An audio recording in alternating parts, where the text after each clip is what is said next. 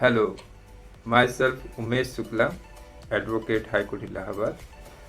आज आप लोगों से बहुत ही इम्पोर्टेंट रूल्स है जिसे हम लोग Uttar Pradesh government servant discipline and appeal rules 1999 कहते हैं, उससे संबंधित कई केसेस हमारे हाई कोर्ट में आते हैं और कुछ लोगों को शायद इस रूल्स के बारे में अच्छे से ज्ञान नहीं होता, इसलिए वो अपना जवाब अपने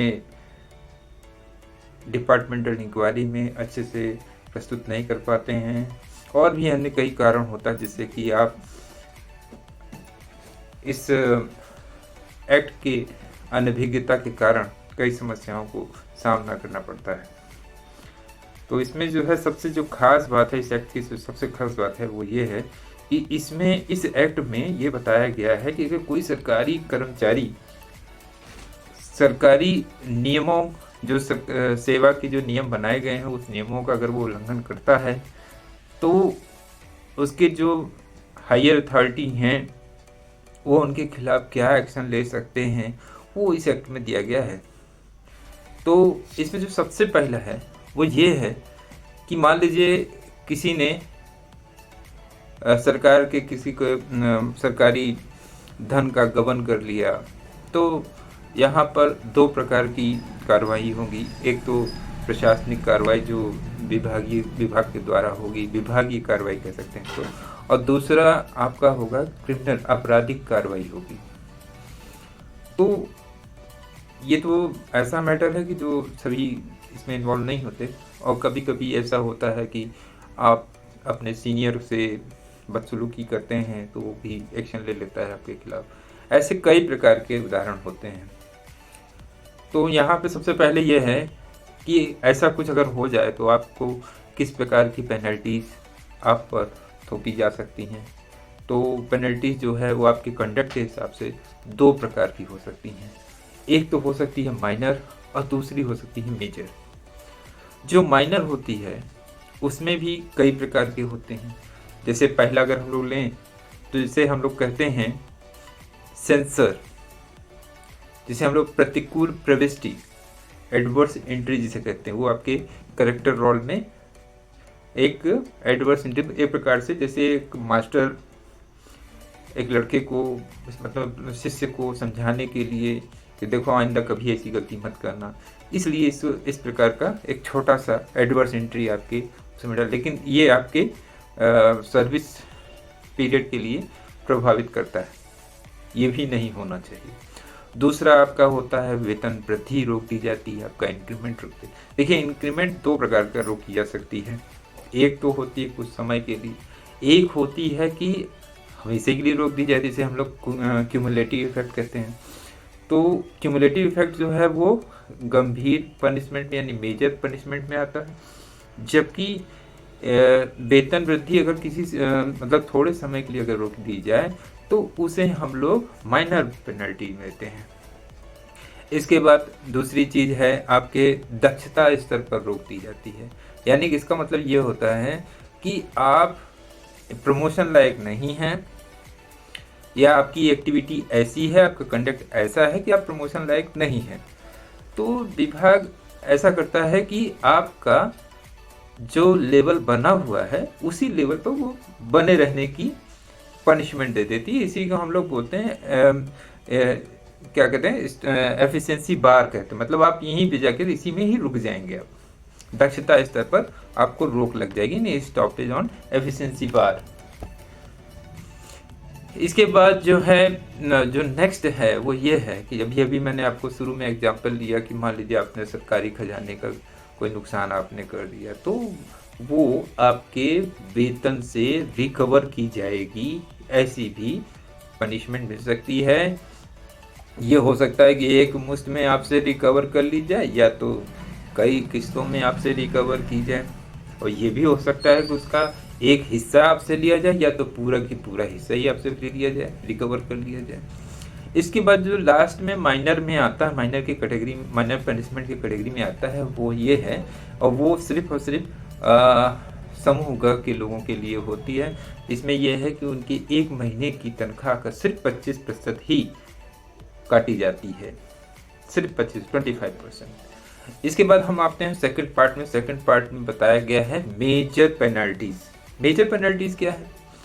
मेजर पेनल्टी देखिए, वो साधारण अनुशासनात्मक कार्रवाई के लिए होती है माइनर पेनल्टी, और जबकि ये जो मेजर पेनल्टी है वो गंभीर आरोप के लिए है, यानी कि इसका जो नेचर होगा वो स्थायी होगा। जैसे फॉर एग्जाम्पल, आपका जो इंक्रीमेंट है वो हमेशा के लिए रोक दी जाएगी, मैंने शुरू में कहा, मतलब with holding the salary increment, sorry, with holding the increment with cumulative effect. और दूसरा जो है रिडक्शन टू लोअर पोस्ट, या तो आपको डिमोशन कर दिया जाएगा, हायर पोस्ट से लोअर पोस्ट में ले आया जाएगा, या तो आपका जो पे ग्रेड है वो कम कर दिया जाएगा, आपका टाइम स्केल कम कर दिया जाएगा। इसका प्रभाव ये होगा कि आपकी जो सैलरी है वो कम हो जाएगी और आपका पद जो है वो कम हो जाएगा। नेक्स्ट है रिमूवल फ्रॉम सर्विस, यानी कि इसका अर्थ ये हुआ कि आपका कंडक्ट ऐसा है कि आपको सर्विस से हटा दिया गया है। लेकिन इसमें जो है रिमूवल के केस में ऐसा होगा कि आपको विभाग से इस विभाग से तो हटा दिया जाएगा, लेकिन आप किसी अन्य सरकारी विभाग में अपॉइंट यानी कि नियुक्ति पा सकते हैं, पुनः नियुक्ति आप पा सकते हैं, लेकिन इस विभाग में आप नहीं पा सकते। अब नेक्स्ट है, लास्ट है, वो है डिसमिसल फ्रॉम सर्विस। जब डिसमिसल वर्ड आ जाता है यानी बर्खास्तगी शब्द आ जाता है, तो इसका मतलब ये है कि सरकार ने आपको न केवल इस विभाग से बल्कि किसी भी विभाग में एंट्री से रोक लगा दी है।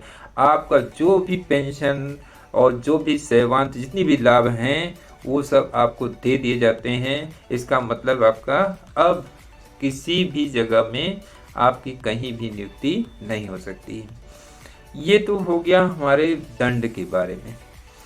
अब हम लोग बात करेंगे नेक्स्ट, वो होगा सस्पेंशन के बारे में। सस्पेंशन जैसा कि मतलब बात से ही मतलब इस शब्द से ही मतलब तात्पर्य से यही लिया जाता है कि जैसे किसी सरकारी सेवक के ऊपर कोई आरोप लगा दिया गया है, जैसे अभी मैंने बताया अभी कौन कौन से दंड दिए जा सकते हैं, मैंने ये बता दिया आपको। तो ये है कि आरोप लग गया। अब आरोप लगने के बाद उस पर इंक्वायरी बैठती है, मतलब एक हायर अथॉरिटी जो है अपॉइंट होगा और उसमें एक कमेटी बनेगी। कमेटी जो है फिर एक इन्वेस्टिगेटिंग ऑफिसर होगा, वो इन्वेस्टिगेटिंग ऑफिसर जो है आपके मैटर को इन्वेस्टिगेट करेगा। इसके लिए आपको पूरी सूचना देगा। उस सूचना के मतलब सूचना में ये है कि आप इसके जो है ये आपके ऊपर आरोप लगे हैं, अब आप इसका जवाब दीजिए। आप उसका एक रिटन रिप्लाई देते हैं, उसके साथ साथ अगर आपके पास कोई साक्ष्य है, कोई गवाह है, तो उसका भी वो इन्वेस्टिगेटिंग ऑफिसर जो है जांच करता है। उसके बाद वो रिपोर्ट देता है। रिपोर्ट के बाद जो हायर अथॉरिटी या अपॉइंटिंग अथॉरिटी जो होती है वही अनुशासनात्मक अधिकारी होता है, वही जो है आपका निर्णय लेता है कि आपको क्या करना है क्या नहीं करना है। अच्छा, आप पे जो है चार्ज लगा हुआ है, आरोप लगा हुआ है, डिपार्टमेंटल इंक्वायरी चल रही है। तो ये मैटर जब पहुंचता है आपके नियुक्ति अधिकारी के पास, तो ये उसके ऊपर डिपेंड करता है कि वो आपको सस्पेंड करे कि न करे। मान लीजिए, लेकिन मैक्सिमम केसेस में सस्पेंड ही कर देते हैं।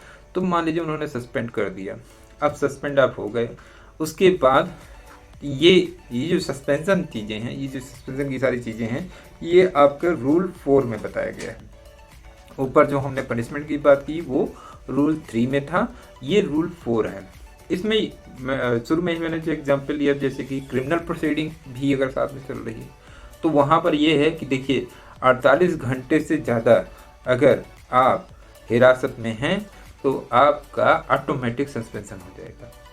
दूसरी चीज़ कि मान लीजिए आपके ऊपर जो क्रिमिनल प्रोसीडिंग चल रही थी उसमें आपको सज़ा हो गई, अब आप जेल चले गए, 48 घंटे से ऊपर हो गया, तब भी ऑटोमेटिक आपका ये सस्पेंशन चालू हो जाएगा। और नेक्स्ट ये है कि जो भी आपके ऊपर जो भी चार्ज लगते हैं वो अपील में और रिवीजन में अगर आप जीत जाते हैं, आपका आरोप साबित नहीं होता है, तो उस पे उसके बाद जो है आपका, अच्छा हाँ, एक चीज़ और भी है कि जो अ, आपके ऊपर मान लीजिए कोई चार्ज लगा, आप 48 घंटे अंदर जेल में रहे, उसके बाद आप बाहर आ जाते हैं, क्योंकि उस समय आप सस्पेंशन, आपके ऊपर ऑर्डर ऑटोमेटिक चालू हो जाता है, तो आप एक रिप्रेजेंटेशन लिखते हैं अपने सक्षम अधिकारी को, और वो फिर आपको बहाल कर देता है।